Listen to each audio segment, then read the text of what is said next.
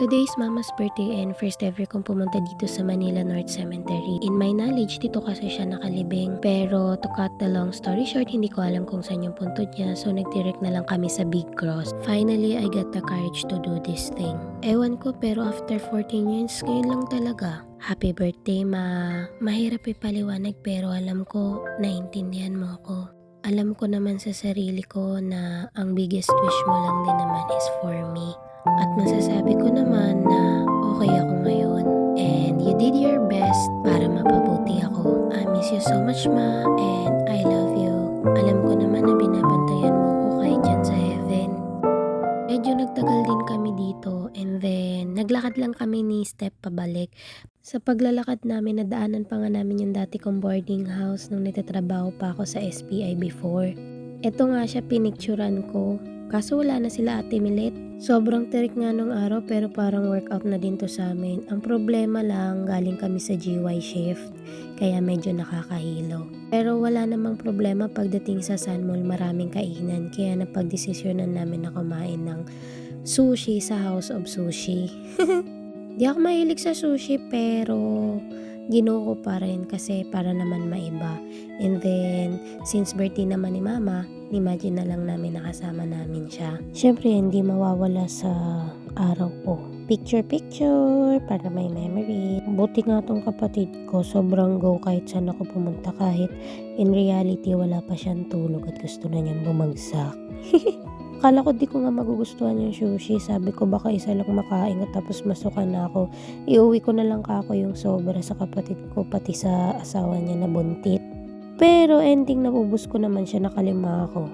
The rest is step na kumain with ramen. So sabi ko sa kanya, picturean mo ako para kunwari may mahilig ako dito.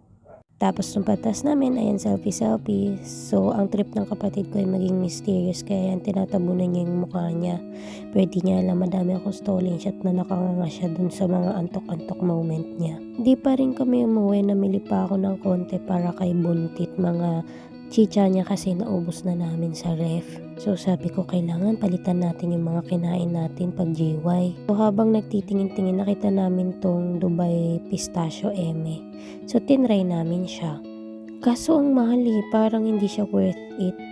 Bumalik na lang ako sa Goldilocks para bumili ng empanada at saka buko pie, egg pie. Which is nagustuhan naman ng kapatid ko pati ni buntit. Pero syempre, hindi mawawala ang sample. Hello, oven and food. Napay natin sa akin. Mahal pa sila. Isa lang natin namin. Excited na lang.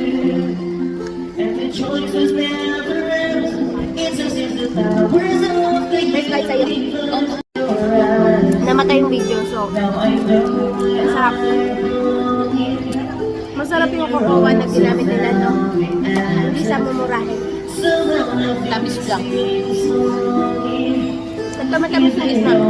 Hindi to dark. Nagko-complement naman.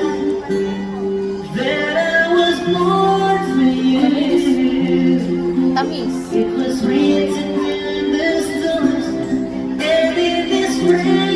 Ang tamis naman ito.